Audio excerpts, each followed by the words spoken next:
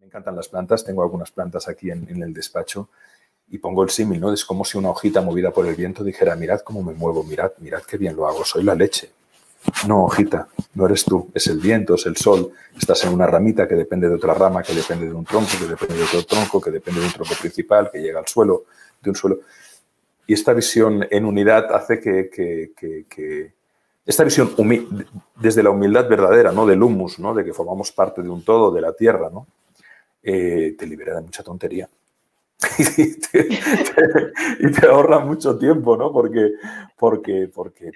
la mente con su yo, mí, me, conmigo, para mí, es tremendo el tiempo que perdemos y el sufrimiento que se gestiona a partir de eso.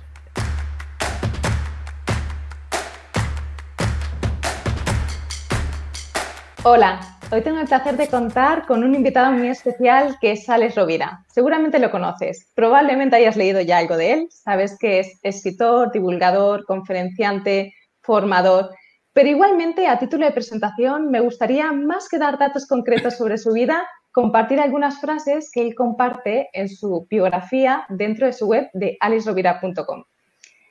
Alex dice: creo que hoy, más que nunca, son necesarios los idealistas sumamente los que tocan los pies en el suelo, pero anhelan las estrellas. Reivindico el poder de la bondad, la voluntad, la responsabilidad, la generosidad, la cooperación, el propósito, la confianza, la amabilidad, la entrega y la alegría. Hola, Alex, bienvenido. Hola, Lucía, un placer. Muchas gracias. La primera pregunta que me gustaría lanzarte es: ¿cómo ha acabado alguien como tú hablando sobre este tipo de temas de desarrollo, de autoconocimiento, de conciencia? ¿Qué pasó? ¿Ha habido algún detonante o algún momento en tu vida que haya hecho ese clic?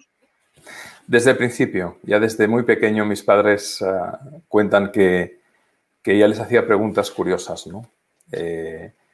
Comenzando por quién soy yo, ¿no? Y me decían, tú eres Alex. Yo decía, no soy un nombre, podría ser Javier, Miguel, eso no me define quién soy yo. Pero ya muy pequeño, 2 añitos, muy precoz, 3. Entonces mi papá me ponía frente al espejo y me decía, tú eres eso, ese. Y yo decía, pero eso es un cuerpo, ¿de dónde nace la pregunta quién soy yo? Y muchas otras anécdotas que ya se produjeron en la infancia. Por ejemplo, cuando veía en el colegio que algún niño sufría el acoso de los demás, me ponía a su lado. Era de alguna manera el que le hacía de protector o guardaespaldas, porque siempre en mi infancia era grande, era fuerte, era más alto que los demás.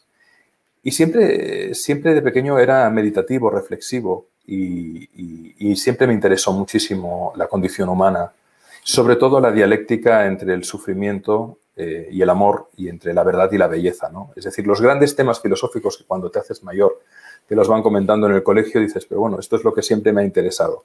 Por lo tanto, esa semilla estuvo ahí. Luego, por circunstancias de la vida, mi formación, yo quería estudiar o filosofía o psicología o me gustaba mucho la medicina, la biología, la astrofísica, tenía varias opciones que me apasionaban. Pero mi padre, que tenía un pequeño taller de artes gráficas y al cual yo adoraba, mi padre me decía, Alex, ayúdame con la empresa y tal. Y me puse a estudiar empresariales sin que fuera en ese momento para nada mi vocación. Cuando acabé la carrera, como la cabra tira al monte, me puse a estudiar a fondo psicología, que ya había venido leyendo desde mi infancia prácticamente, porque con esas preguntas frikis que le hacía yo a mi padre empezó a comprar libros de psicología y de divulgación que él primero leía y que luego me los facilitaba. Entonces, con el tiempo, mi formación es licenciado en Ciencias Empresariales y MBA, pero mi vocación, mi pasión es la filosofía, la psicología, la sociología, la antropología. Y tú lo has dicho muy bien, la divulgación. Es decir, de alguna manera me interesa tanto la reflexión a la que uno mismo puede llegar como abrir el regalo juntos, que es como me gusta expresar. Aquí hay todo de joyas. Estos libros son verdaderas joyas que valen mucho más de lo que cuestan. Aquí hay piezas de papel que me han costado 19 euros, pero que su valor para mí es infinito. Entonces, oye, pues hay que conocer la obra de David R. Hawkins, hay que conocer a Nisargadatta, hay que conocer a tantos y a tantas mujeres y hombres que, yo lo digo siempre, a mí un libro me ha cambiado la vida, muchos libros me han cambiado la vida y una frase te puede cambiar la vida. Y entonces el que soy ya viene de origen, no es algo que tuviera. Sí que han habido momentos en la vida que han actuado como catalizadores o aceleradores, pero el propósito, la intención ya estaba ahí de origen. Qué bueno, ¿no? Que lo tengas tan claro, ¿no? Que estas cosas que a veces necesitamos un tiempo para darnos cuenta y quizás siempre ha estado esa base o esa ese cultivo inicial a partir del que crece todo siempre estuvo en la infancia, es lo que no siempre podemos verlo. Esa vocación, ¿no? Vocación viene de vocare, del latín, que es la llamada del corazón, ¿no? Y es así. En mi caso, el trabajo que hago para mí no es trabajo, es algo que me provoca un enorme placer y alegría y con lo cual además invierto en mi tiempo y puedo ganarme la vida, con lo cual te lo digo porque ha habido momentos de mi vida en los que he ejercido trabajos que no me llenaban, es decir, que los hacía porque se tenía que hacer, porque era lo que tocaba, pero no. Y precisamente yo creo que es importante, en ese sentido, ¿no? Que yo tengo 3 hijos ya, tienen 23, 21 años y 15, chica, chico, chica, y les digo, haced lo que amáis, haced lo que amáis. Y vivid con sobriedad, vivid con sencillez, ¿no? Que no seáis esclavos de nada ni de nadie, que seáis dueños de vuestro propio destino. Y para eso las cosas no las tenéis, las cosas os tendrán a vosotros. Entonces, seguid vuestro corazón, seguid vuestra llamada. Y hay veces que la llamada es muy clara y hay veces que no es tan clara y que se va revelando en la vida, muchas veces a través de procesos de crisis.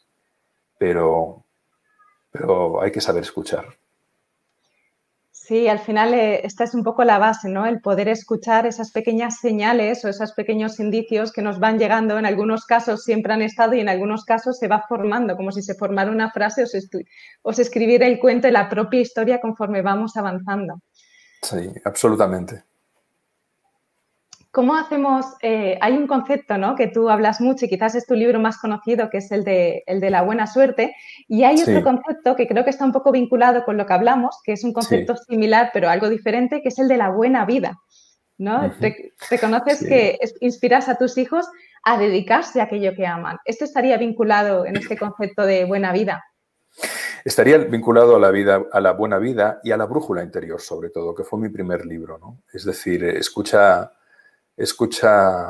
como diría José Luis San Pedro, querido y admirado, que en paz descanse, uno a veces tiene que hacer de buzo o de minero de uno mismo, ¿no? Y escucha tu corazón, ¿no? Escucha aquello que realmente amas, aquello que da sentido a tu vida, ¿no? Y a partir de aquí encontrarás dirección y sentido. Cuando muchas veces la vida, sobre todo en momentos de tragedia, de adversidad, de crisis, parece no tenerlo, ¿no? Y en ese sentido concuerdo completamente con un autor de referencia que también está por aquí, que es Viktor Frankl, ¿no? Que lo que da sentido a nuestra vida es el amor, sin duda. Pero no el amor entendido como deseo, sino el amor entendido como voluntad de entrega, ¿no? Amar a alguien o amar a algo, amar y crear es lo que da sentido a la vida. Y creo que es bueno escuchar nuestro latido, no solo el latido físico, sino el latido cualitativo, ¿no? El latido del anhelo, ¿no? Y a partir de aquí, pues, sobre todo eso por un lado y por otro, como te decía antes, mirar de no complicarse mucho la vida. No ser esclavos del deseo, no ser esclavos del deseo, ser siervos del amor. Esto va un poco, es ese sentido de la vida que sale de ese yo pequeño, se escapa de ese yo pequeño y tiene una visión más amplia que de alguna forma se pone al servicio. Sí, esa entrega. absolutamente. Es decir, el pequeño yo, el ego, es una construcción a partir de defensas y tiene una función muy útil y muy necesaria, ¿no? Porque nos permite adaptarnos. En realidad, si no hubiera ego, no hubiéramos salido antiguamente como especie pues, a buscarnos el sustento, a refugiarnos en la cueva, a tener el fuego, a incorporar el alimento, ¿no?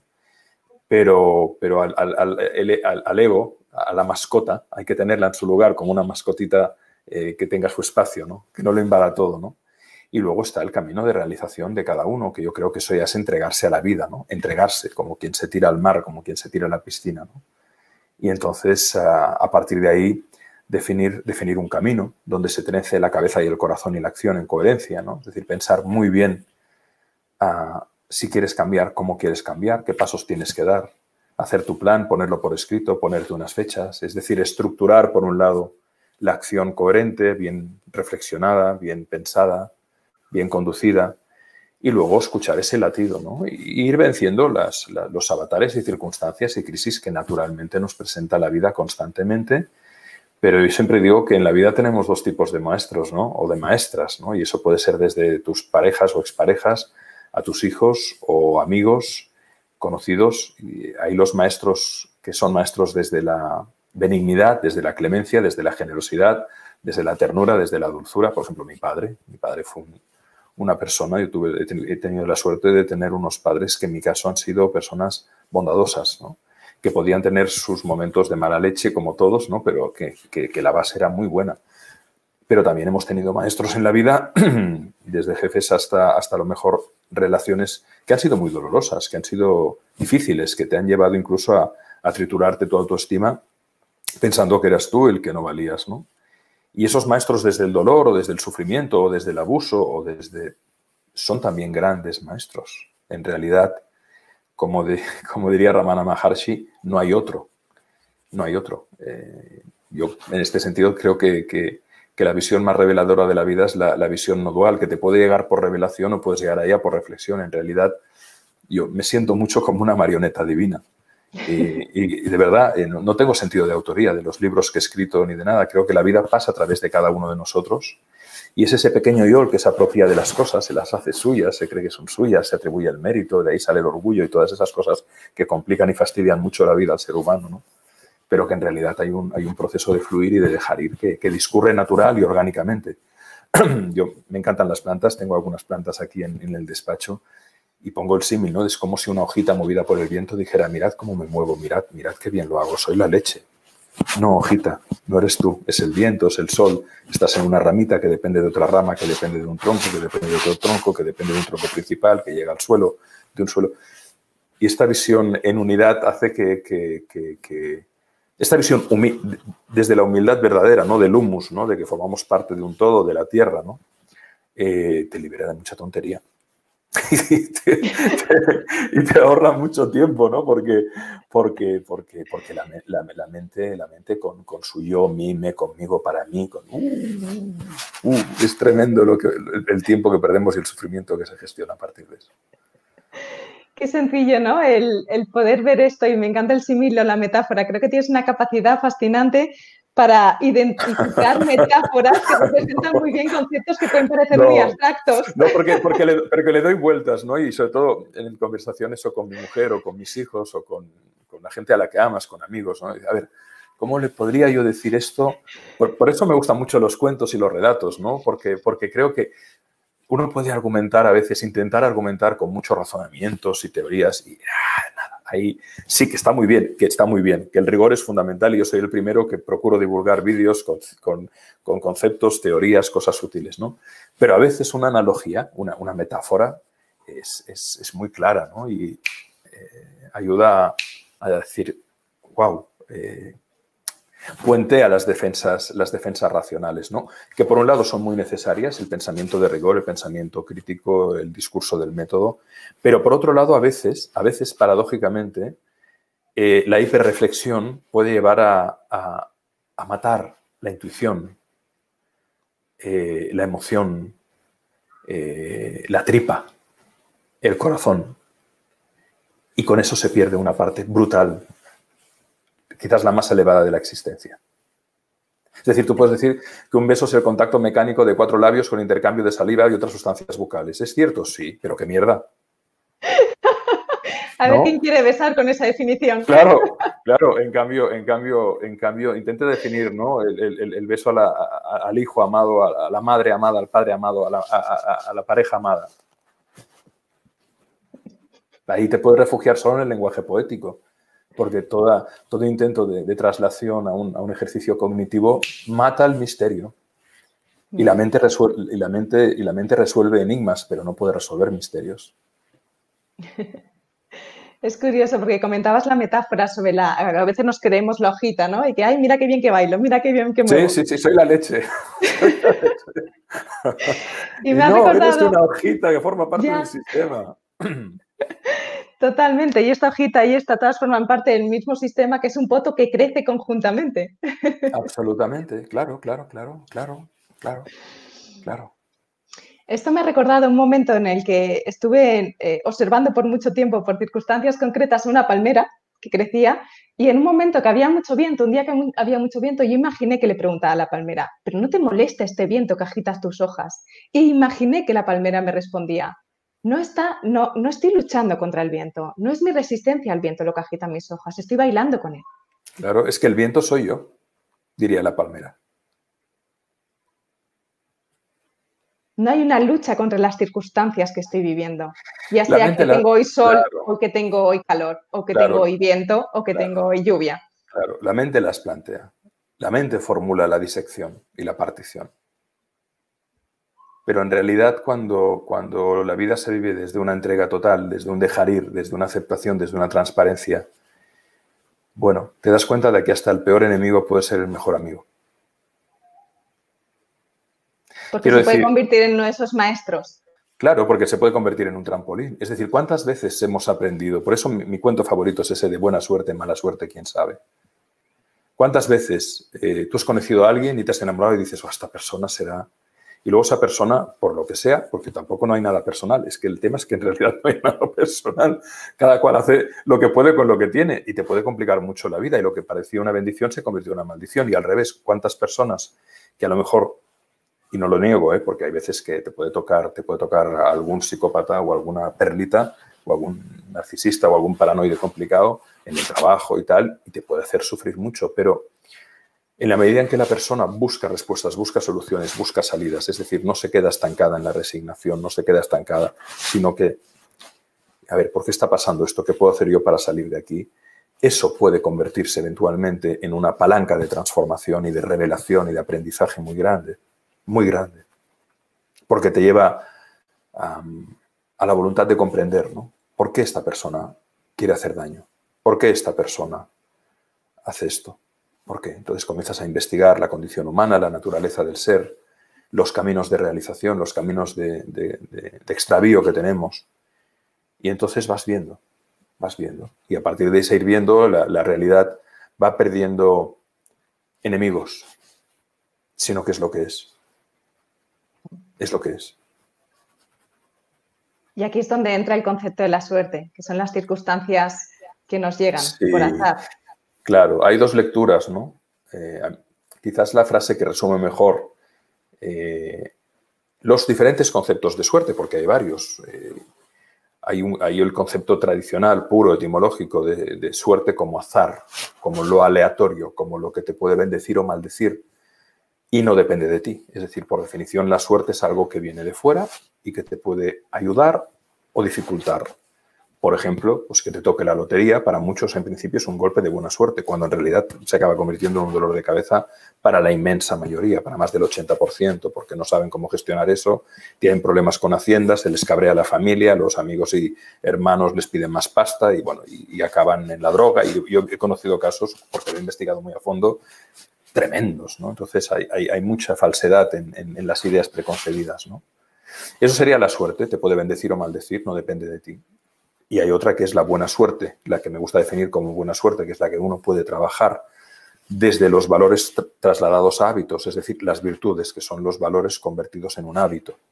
El coraje, la responsabilidad, el propósito, la humildad, la confianza, el amor, la cooperación, la gratitud, el civismo, la sencillez, la ternura, etc.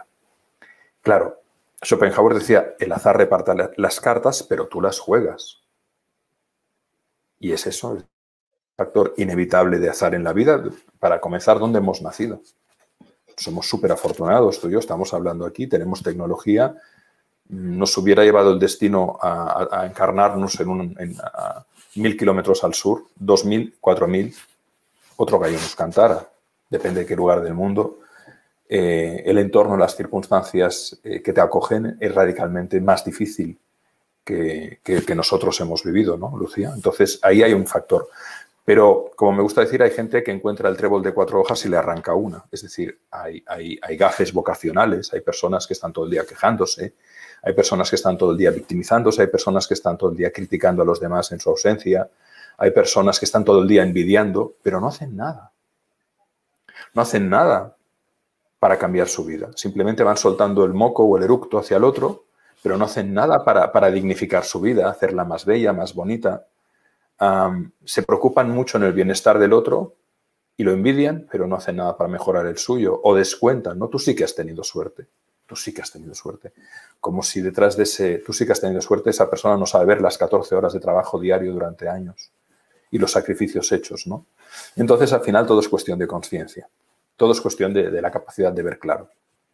Y a un nivel, la vida cuando se transforma cuando la persona decide ponerse en el nivel, en el valor del coraje, en el nivel del coraje, ¿no? Como diría David R. Hawkins, y que concuerdo plenamente. Cuando yo escribí Los 7 poderes hace muchos años, antes de haber leído a este autor de referencia para mí, dije que el primer poder es el coraje. Y luego, qué sorpresa cuando coincidimos en la mirada de este psicólogo ya fallecido, ¿no? Es decir, el coraje, que no implica que no tengas miedo.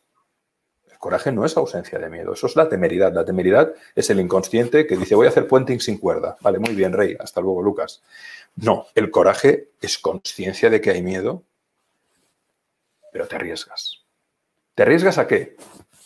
A emprender un negocio, a dejar una relación, a cambiar de país, a crear las circunstancias para tu buena suerte. Y ahí la vida puede empezar a cambiar, porque como decía Proust, aunque nada cambie, si uno cambia, todo cambia. Entonces, la cuestión es qué puedo hacer yo, por pequeño que sea, para crear una circunstancia que transforme mi vida. ¿Qué puedo ser yo? ¿Qué puedo hacer yo para ser la causa de mi buena suerte? No esperando que en una opción entre billones me toque un boleto de lotería. No, ¿qué puedo hacer yo? Pero claro, eso implica una responsabilidad, una perseverancia, una humildad, un aprendizaje de los errores, el valor de la corrección, saber corregir. Implica un trabajo. Es decir, como decía Séneca, mientras vivas sigue aprendiendo a vivir. Y la vida es un arte. Esa buena vida de la que tú hablabas antes no es un regalo, ¿no? Es una forja. Es como el artesano que forja el hierro o como el alfarero que forja una bellísima pieza y luego la cuece y le da sus colores. Y caramba, qué bonito te ha salido, qué suerte tienes. No, que esto no va así. Que si quieres verdad, bondad, belleza, calidad, excelencia, transformación, hay que trabajar. Entonces tienes dos opciones. Trabajar desde la alegría y desde la voluntad de servir y de ser útil y de comprender y no estorbar, o trabajar desde la mala leche, la resignación y joder la vida a los demás y jodértela tú mismo. ¿Qué eliges? Al final la última pregunta es ¿qué eliges? Sí, al final se resume todo en una elección. Algo que... Sí, en una elección y en una aceptación. Las dos ultra preguntas sí que tienes que aceptar. Son las dos ultra preguntas. Una analogía que me estaba viniendo en relación a lo que estabas comentando, conforme ibas hablando lo he visto clarísimo. Tenemos un huerto desde marzo, 40 parcelas, huertos comunitarios en el pueblo y somos de los últimos en llegar. Somos 2 familias. Tenemos 50 metros cuadrados igual que el resto. Cada cual tiene los 50 metros cuadrados. Ya empezamos a cosechar, ya hemos sembrado, estamos en la cosecha y cada cual cosecha diferente. Claro. Y soy consciente de que aunque todos tenemos los 50 metros cuadrados, cada cosecha es distinta porque depende de la implicación de las personas que han estado, de los conocimientos, de la forma en la que han sembrado, de la planificación que han hecho, del riego. Si han tenido en cuenta los distintos factores y se han centrado solamente en uno de ellos. Es la metáfora del libro de la buena suerte, Lucía. Es exactamente. En realidad, yo más que en la ley de la atracción, creo en la ley de la resonancia. Cada huerto es la manifestación de la resonancia de cada uno. Tú coges a 100 personas y dales una sartén, una dosis determinada con un vasito de aceite, la misma cantidad de sal y el mismo tipo de fogón, idéntico, y que hagan una tortilla. Tendrás 50 tortillas radicalmente distintas. Desde la que no será tortilla y será un huevo revuelto, hecho con buena intención y con mucho amor, que puede ser delicioso, hasta la tortilla incomible, hasta la exquisitez más sublime. Mismo fogón, misma cocina, mismo ingrediente, porque todo es una emanación, todo es una emanación. En función de la consciencia, de la experiencia y del amor que le pongas, si la consciencia es alta, si sabes muy bien cómo tienes que poner el fuego, cuándo ubicar el aceite, cuándo poner la sal, cómo remover, cómo batir el huevo, en algo tan simple, o una ensalada. O sea, tú das 5 ingredientes para una ensalada, o 6, algo muy básico, y verás que la emanación es distinta. Depende de qué, de la consciencia, es decir, del saber, de la actitud, es decir, del querer, y del hábito, es decir, del poder. Por lo menos de esas 3. Y entonces la emanación es muy distinta, porque todo es una emanación. Por eso siempre digo que la psicología crea la economía. Dicho de una manera más simple, el alma crea la materia. Por lo tanto, si no hay calidad en el alma, no puede haber calidad en los procesos y en los resultados. Es imposible. La miseria moral genera miseria económica siempre, siempre, siempre. Entonces, hasta que no tomemos conciencia como especie que no puede haber calidad en un país, en una nación, en un pueblo, en una tribu, en un huerto, si no hay calidad humana, ese es el principio de la buena suerte. Hasta que no te das cuenta que es el origen lo que tú haces, te pasarás la vida mirando a los demás y culpando a los demás como hace el 80% de la población.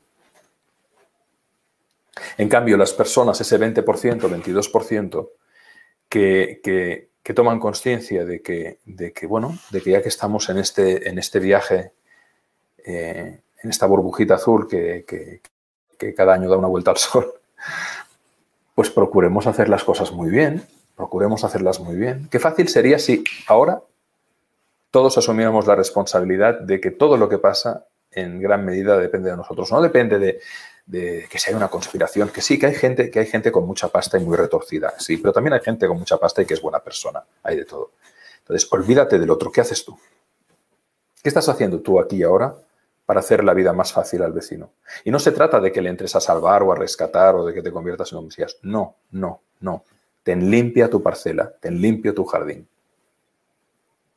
Cuida tus 50 metros cuadrados. El libro de la buena suerte es esa metáfora. Al final Sí, hay un caballero... las condiciones para que crezca el trébol. Claro, y todo el mundo le dice, estás loco, estás tumbado. ¿Cómo un caballero como tú utiliza la espada para cortar ramas, abrir un surco en la tierra, quitar las piedras?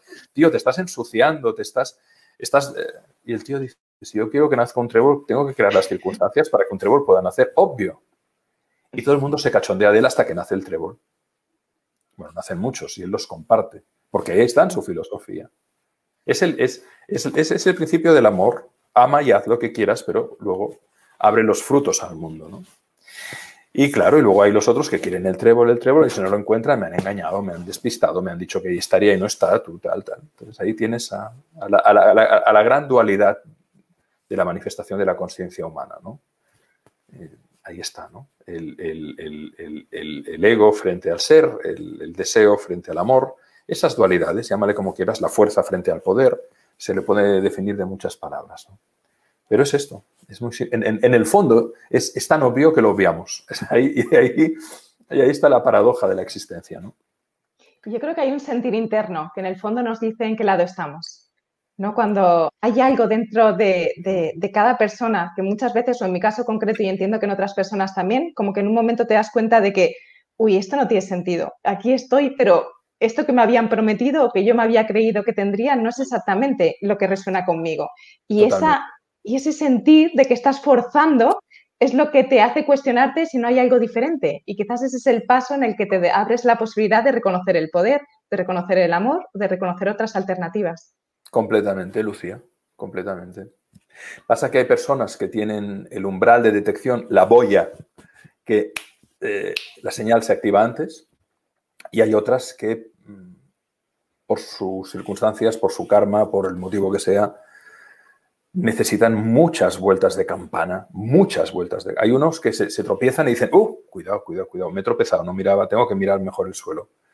Mientras que hay otros que se tropiezan y se caen y se llevan consigo a 40 por delante y crean un follón tremendo hasta que dicen, a ver si estaré haciendo algo mal, y les cuesta mucho. O sea, es eso que a mí me gusta contar. Yo he corregido miles de exámenes, ¿no? Y cuando me venían alumnos, y tenía dos tipos de alumnos, ¿no? Que llamaban y me decían, Alex, vengo a verte porque me has suspendido el examen. Malo, maloso. Y los otros porque me decían, hola Alex, vengo a verte porque he suspendido el examen. ¿Qué diferencia, no? La atribución, qué diferencia la dinámica de me has suspendido, tú eres malo, me tienes manía, o he suspendido, estaba despistado, no estudié algo, hecho mal, ¿no? Y esas dos miradas también coinciden con esa dualidad que hemos hablado, ¿no? Y efectivamente hay personas que enseguida se dan cuenta y se ponen en marcha, y otras a las que les cuesta mucho más llegar al núcleo romper el cascarón. De alguna forma, cuando dejamos de ver la posibilidad de cambio en nosotros, perdemos ese poder de cambio. Yo lo veo mucho en las casas, ¿no? Cuando me dicen, no, es que yo soy muy ordenada, pero es que mi marido o mis hijos o mi mujer o quien sea, es como que de repente es el responsable del desorden en casa, se va afuera, el responsable de aprobar el examen se va afuera, yo pierdo ese poder de crearlo. Claro, totalmente. Si lo estoy cediendo a alguien. Claro, y ahí te pones en la posición de la víctima, ¿no? Cuando desde la adultez se tendría que hablar, se tendría que negociar, se pueden encontrar muchas fórmulas de encontrar una salida. O al límite, si estás con un guarro vocacional y tú no lo eres, pues plantéate una separación. Es que es muy Claro. fácil. No, pero claro, tal. Sí, a ver, pero ¿qué quieres? La pregunta es, ¿tú qué quieres? Pasarte, porque también, cuidado, Lucía, hay personas, decía Paul Eluard, decía, cuidado con la tristeza, es un vicio. Es decir, hay personas que en el fondo necesitan estar en la queja constante porque tienen la mirada del otro. Hay personas que, como no saben cómo hacer para obtener un reconocimiento desde el no dolor, se instalan en el dolor para tener la mirada del otro. Y entonces Necesito tu amor y esta es mi estrategia para conseguirlo. Exacto, necesito tu mirada, necesito tu amor y por lo tanto no hay adultez, hay simbiosis. Hay un adulto que se comporta como un niño, siempre quejándose, siempre tal, porque es el patrón que ha mamado y ha programado para tener el reconocimiento, y eso incluso lo ves en personas muy mayores, por supuesto, ¿no? Que están en la queja constante porque así tienen enganchada a la hija, enganchado al hijo, enganchada a la pareja, en el ¿qué te pasa? ¿Necesitas algo? Y cuando no les duele la oreja, les duele la nariz, cuando no la rodilla, cuando no tal, porque están somatizando y creando constantemente una llamada para el otro. Entonces, y eso sucede, por ejemplo, en esa dialéctica que tú hablabas, ¿no? De que una persona en casa dice, yo quiero ser ordenada, pero tengo un guarro vocacional al lado y tal. Pues entonces, hombre, hay opciones, hay opciones. Primero procurar educarlo y si no quiere cambiar, decidir dónde tú quieres vivir, si quieres ser esclava de un guarro o si quieres vivir una vida digna. Y en el fondo todo es muy simple, pero lo complicamos mucho. Aunque hay que estar dispuesto a pagar el precio del cambio y eso es lo que da pereza. Requiere valor, ¿no? Llevar una vida simple. Por eso te decía que el coraje es lo que marca la diferencia. Es ¿no? el cambio, la escala es el cambio. Claro, y a ese cambio a veces llegas por convicción, porque lo ves claro, porque lo ves claro, porque dices, bueno, yo no quiero vivir así. Yo no quiero tener un jefe psicópata. Yo no tengo por qué aguantar un gobierno corrupto crónicamente o ineficaz. Yo no quiero. Entonces, ¿qué hay que hacer? Pues tú decides. Ahora, el precio que hay que pagar es otra cosa. Y la incertidumbre, ¿no? Y la incertidumbre. Y así la vida se va construyendo y cada cual decide. Me gusta mucho, Alex, que tienes una capacidad de usar el concepto adecuado en el momento oportuno, como si tuvieras un repertorio de vocablo infinito y supieras elegir en este instante este. No hay consciencia de ello. No hay. Surge. Somos marionetas divinas, las cosas surgen. No hacemos nada, somos hechos. Ya. Pues tienes al alcance esta biblioteca. No hay premeditación. Qué maravilla, porque esto abre las puertas de la posibilidad a cualquier persona, no la reduce a unas características concretas. Eso es lo que te decía. No me digas lo que me vas a preguntar, no quiero saberlo, hablemos y eso es el jazz de la vida, ¿no? El jazz de la vida, ¿no? Vamos a ver qué surge, con una preparación, por supuesto, ¿no? Porque si no te puedes encontrar diciendo chorradas, pero bueno, previamente hay que prepararse, eso sí. Hay una serie de palabras, ¿no? En esta preparación que compartes, ¿no? A veces esa revisión de nuestro vocabulario, porque de alguna forma nuestras palabras también están creando la realidad. Y tú propones algunos cambios concretos, te escuchaba decir hace poquito. Y uno de esos cambios es una palabra que acabas de usar, que es la incertidumbre. Sí. Una vez le dije a un amigo, la incertidumbre, él iba diciendo la incertidumbre y me salió y le dije, incertidumbre es el nombre que utiliza la sorpresa cuando quiere atemorizarte. Y el tío me dijo, eres un cabrón. Dije, gracias. Porque dije en realidad la vida es el factor sorpresa constante. Constante. Que levante la mano quien pueda garantizar que mañana estará vivo. Yo he tenido amigos que se me han ido, yo he tenido 4 amigos que se me han ido o por accidente o por infarto fulminante. Y sé que no es habitual, pero a mí me ha pasado. Entonces yo estaba con José y al día siguiente no estaba. Entonces o mi hija menor, que nació con una cardiopatía severa de corazón y se le paraba el corazón súbitamente en los primeros meses de vida, ¿no? Y varias veces tuve que reanimar a tu propio hijo que ves que se te está yendo en brazos. Cuando tocas eso, que no tiene, es decir, llegar a esa conclusión no tiene ningún mérito, porque vuelvo a decir, es la vida la que te lleva a ella. Esto tan maravilloso e inmenso que llamamos vida, que le podemos llamar Dios, le podemos llamar el Tao, le podemos llamar la no dualidad, como tú quieras. La etiqueta es lo de menos, lo que es, lo que es. Cuando constatas eso, pues ahí no te queda más remedio que abrirte al misterio y tener Que la voluntad rendirte. que rendirte, y por eso decir, no, ¿y qué va a pasar? ¿Qué va a pasar? Nadie tiene ni idea de lo que va a pasar. La pregunta es, ¿cuál es tu intención de hacer algo para que pase algo? O sea, no, el COVID puede acabar con todo. Sí, no. ¿Qué oportunidad ves tú en este contexto y qué tienes que hacer para trabajarla, ¿no? ¿Que hay que formarse, que hay que prepararse? Pues a ponerse las pilas, porque si no el tiempo va pasando y si no hay una reacción, si no hay una respuesta, mejor dicho, pues entonces sí que las cosas se pudren. Sí. Pero al final es una manera de entender la vida, ¿no? Incertidumbre o sorpresa.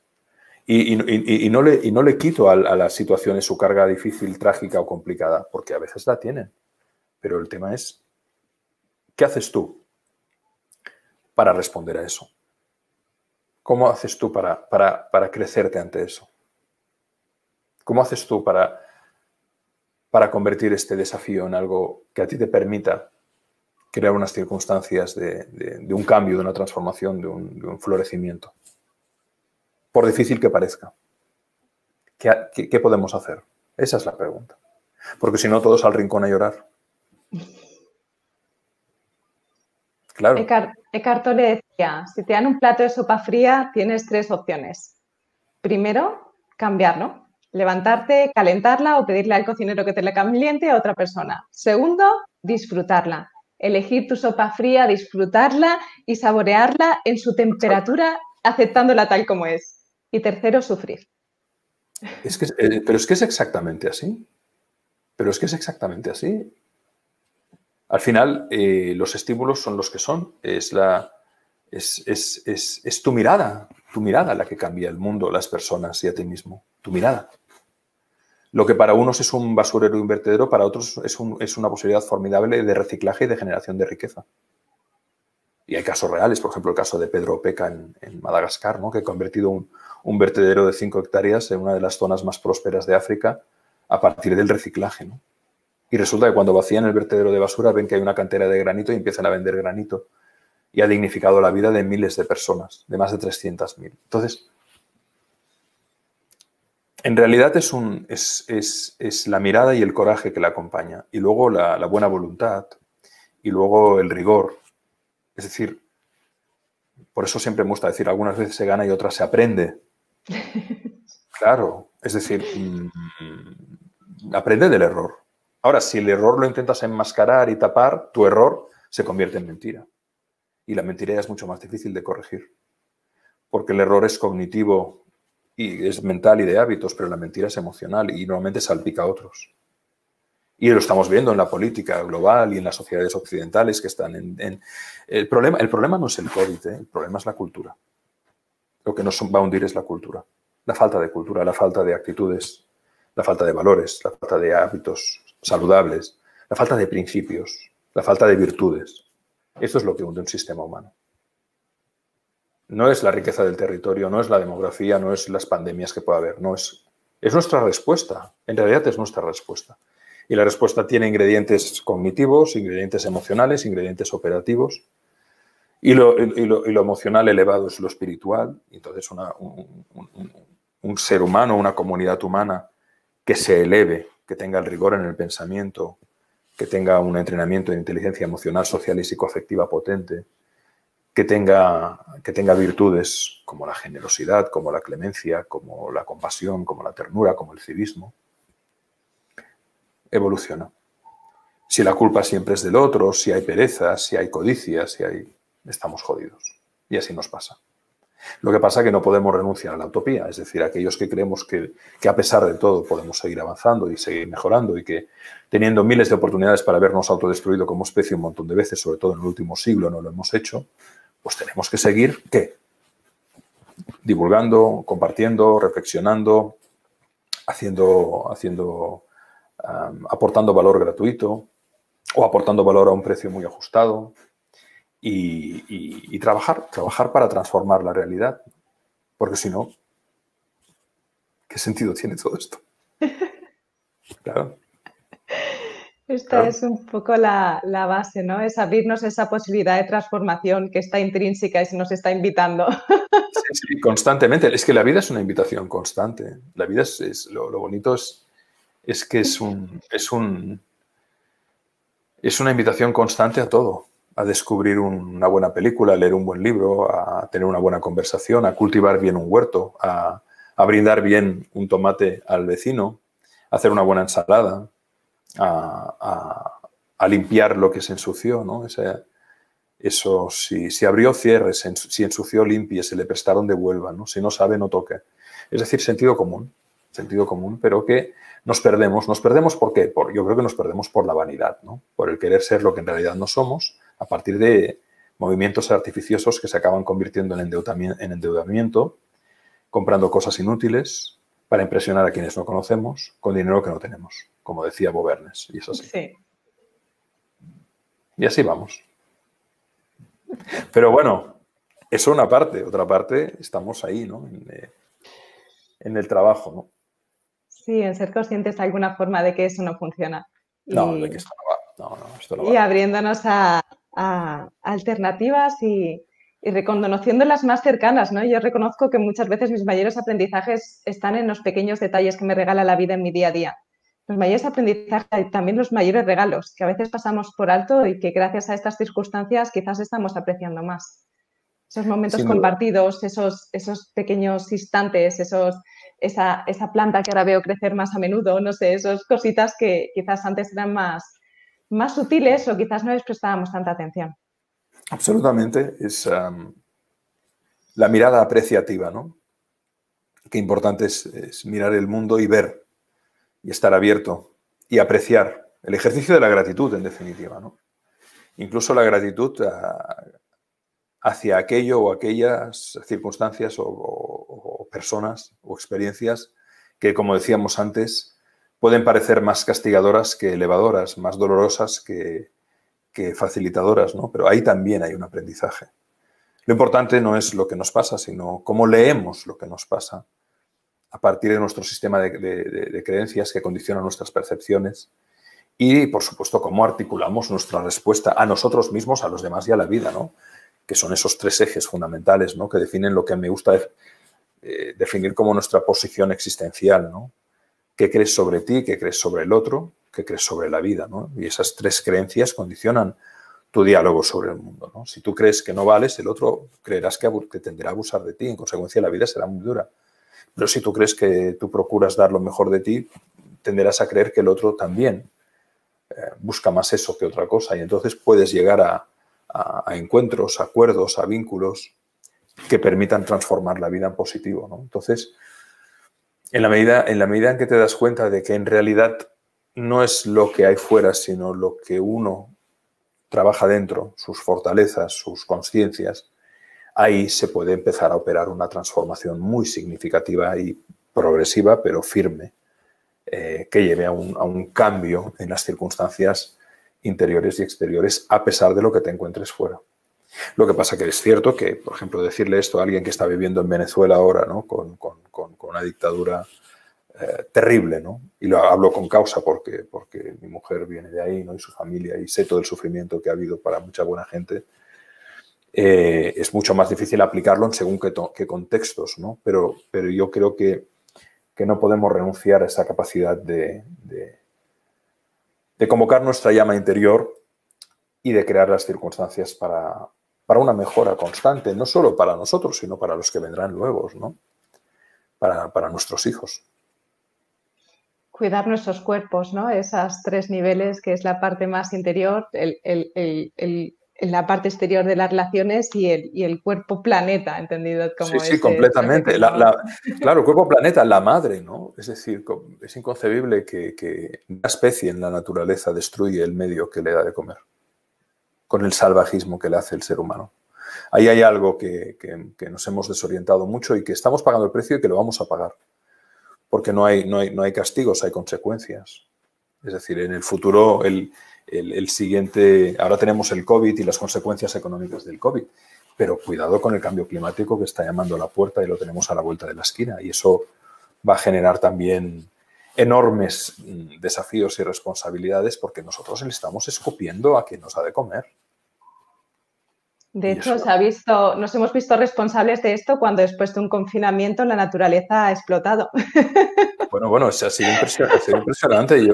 Yo que vivo en el campo, he vuelto a ver con mucha intensidad mariposas que habían casi desaparecido. He visto especies de aves revoloteando por el entorno y por el jardín que hacía tiempo que no veía y algunas no se había identificado. He visto ciervos aparecer en zonas próximas a casa que en mi vida los había visto bajar desde el Pirineo hasta el Prepirineo. Es decir, y luego no digamos el olor de la tierra, la calidad de la luz, la pérdida de la densidad del CO2 nos ha llevado a darnos cuenta que en realidad somos una plaga. Una plaga cuantitativa, sí, pero también cualitativa, ¿no? Pero bueno, la pregunta es, ¿aprenderemos de esto? Una minoría. Pareto, ley de Pareto, 80-20. 80-20. Siempre. Pareto tenía razón bueno, es que además las investigaciones de este ingeniero italiano, ¿no?, que postuló la regla 80-20, ¿no?, de que el 20% de las causas generan el 80% de los efectos, se ha observado en un montón de cosas, ¿no? Es decir, el 20% de la ropa que tienes te la pones el 80% de veces, el 20% de los amigos que tienes te aportan el 80% de la felicidad. Y al revés. El 20% de las amistades que tienes te generan el 80% de los dolores de cabeza. Entonces, quédate con el 20% bueno. Y si hiciéramos eso con todo en nuestra vida, viviríamos con mucha más sencillez. Viviríamos con mucha más simplicidad consciente. Y todo sería mucho más fácil. Quizás esto resume un poco el concepto del minimalismo, ¿no? Identifica tu 20% que le da sentido a tu vida y enfócate. Pero te digo una cosa, o sea, aplicar eso en tu trabajo, en tu vida, en tus relaciones, en tus hábitos, supone una explosión de calidad total. Sí. Y claro, pero hay que tener el coraje de hacerlo, ¿no? En un momento determinado de tu vida decir, bueno, ¿con qué clientes me quedo? ¿Con qué relaciones me quedo? ¿Con qué relaciones me quedo? Y tener el coraje de decir, no puedo dedicarte tiempo. ¿No? ¿Por qué? Porque me tengo que dedicar tiempo a mí. Un sí para ti es un no para mí. Y estoy en un punto en el que tengo que empezar a decirme un sí para mí y por lo tanto tengo que decirte un no a ti. Y eso no es fácil a veces, aunque es muy fácil en el fondo, pero la calidad se construye. Y por eso decíamos antes, ¿no?, que la calidad requiere, por un lado, de un pensamiento crítico, de un pensamiento consciente, riguroso, pero también de la determinación emocional para llevarlo a cabo, ¿no? Hace falta, y luego de los hábitos, porque al final lo que te permite transformar la vida es los hábitos. No, creo que era Gandhi, ¿no?, que decía, siembra una actitud y cosecharás un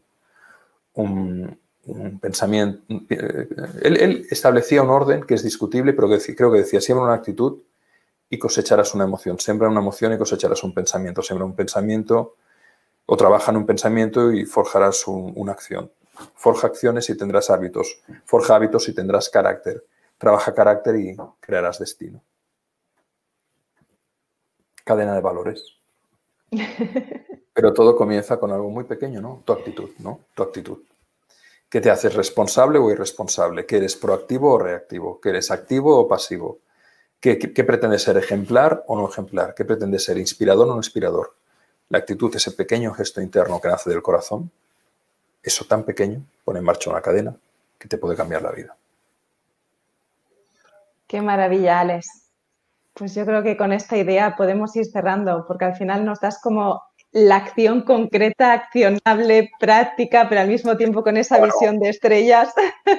Ese es el propósito, abrir el regalo juntos, esa herramienta que a uno le ha sido útil. Oye, eso existe. ¿Por qué no lo pruebas? ¿No? Totalmente, qué maravilla. Un placer, Lucía. Para acabar, Alex, suelo hacer 3 preguntitas muy rapiditas que muy bien. hago a las personas, que son unas preguntas más bien personales. Vale, perfecto. Y te las lanzo vale. y me dices. A ver, la primera de ellas es, ¿tienes algún hábito, algo que hagas por la mañana nada más levantarte? Tengo varios hábitos. Por ejemplo, últimamente mi vasito de agua templada o mi zumo de limón, también los estiramientos y también la gratitud, el ejercicio de la gratitud. Nada más levantarme, decir gracias, estoy vivo, estoy sano, mis hijos están bien, mi mujer está bien. La gratitud. Si tuviera que subrayar un hábito sería el de la gratitud, que es una especie de oración. ¿Es una oración concreta o es simplemente un agradecer? Es un mirar alrededor y dentro y bendecir todo lo bueno que tenemos y que pasa inadvertido. Por ejemplo, yo el año pasado tuve unas fascitis plantares con espolones calcáneos en los pies, en los dos a la vez, que me generaron un dolor terrible. No podía caminar, pero tenía que caminar. Cuando con el tiempo aprendí cómo irlos deshaciendo, que fui haciendo ejercicio caminando descalzo por el campo, por el monte y ejercitando mucho los pies, o sea, como si fueran manos, se fue yendo el dolor, volvieron a la vida. Yo no era consciente de eso, ¿ves? No era consciente de que siempre yendo con zapatos y caminando, pues se produce una contracción, y además con cierta edad, ¿no? Ya tengo 51 años. Pues no, levantarme por la mañana y decir, no tengo dolor. Eso es brutal. Porque he vivido con un dolor paralizante durante muchos meses, pero paralizante, ¿eh? De tenerme que apoyar en una pared y respirar. Cuando eso se va, en mi caso, gracias a Dios se ha ido, agradecer el dolor, agradecer la ausencia de dolor, agradecer la presencia de la salud, quería decir. Agradecer la existencia del amado, ¿no? Despertarte de noche y coger la mano de mi mujer y decir, wow, está aquí. Eso te hace tener mucho los pies en el suelo, a la vez que abre mucho el corazón y la mente, muchísimo. Yo creo que el ejercicio de la gratitud sincera es un catalizador extraordinario del cambio de conciencia, de la elevación de la conciencia. Sí, lo comparto plenamente, esta visión. Sí, es así, ¿no? La compañía del perro amado, ¿no? La buena conversación con el amigo, la ensalada, la agüita. Hay agua. Abro el grifo y sale agua. Agua. Y la puedo beber. Y tengo un vaso para beberla. ¡Ostras, Pedrín! Es que damos por sentadas tantas cosas. Y en invierno tengo una chimenea y le puedo poner troncos. Y puedo pagar los troncos. Y la mecha.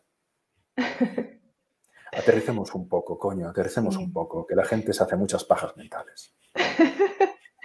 Yo recuerdo que cuando era pequeña y volvía de los scouts, de los campamentos, siempre decía ¡váter! Sí. Claro. Y tiras y hay una agüita que se lleva la cosita.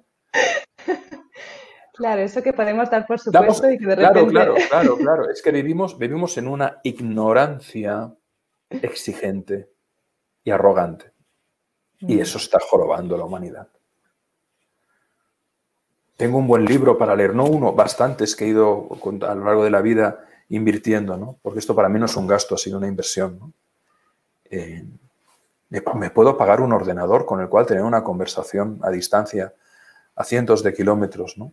Y que pueden ver luego personas amigos desconocidos y amigas desconocidas que nos encontraremos, ¿no? O sea, es abrumador, si te pones a pensar es abrumador y entonces eso te lleva a tener los pies en el suelo, a no dar nada por sentado, porque en realidad no tenemos nada.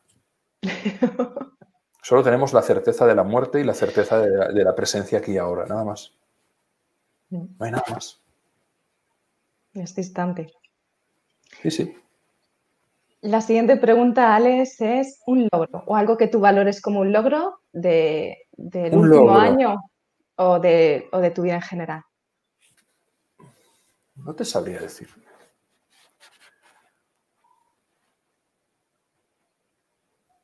Un logro, pues aprender a vivir cada vez con menos.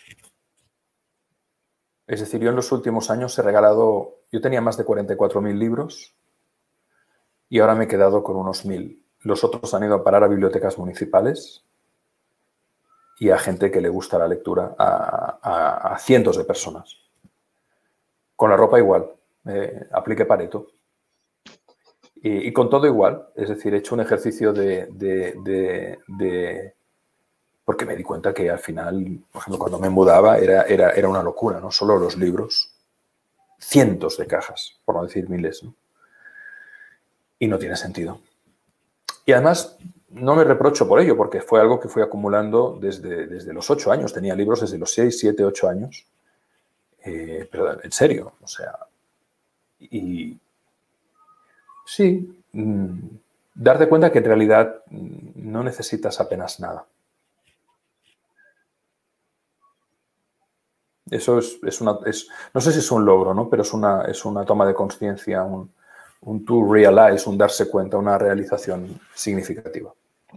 Que ya la llevo conmigo desde hace muchos años, pero que en los últimos años la he acelerado mucho, ¿no? Es decir, aquello que vas acumulando relojes, ¿no? El Swatch que te regalan en un verano y tal. Oye, a hijos, amigos, ¿quién quiere relojes? Yo no voy con reloj.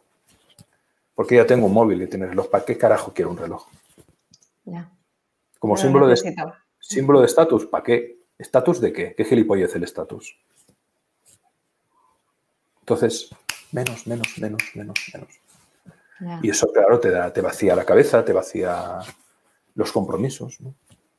Es que está todo vinculado fuera y dentro. Cuando sí, quito claro, fuera lo que no sirve, quito dentro.